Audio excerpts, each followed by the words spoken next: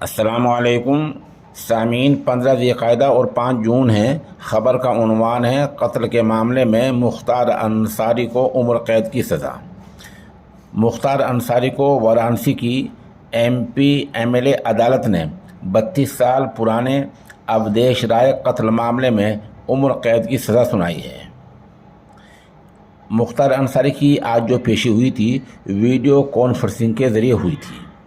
बताते हैं, कांग्रेस लीडर अजय राय के भाई अवधेश राय की वाराणसी शहर के चेतंग में 3 अगस्त 1991 को गोली मारकर हत्या कर दी गई थी, यानी उनको कत्ल कर दिया गया था।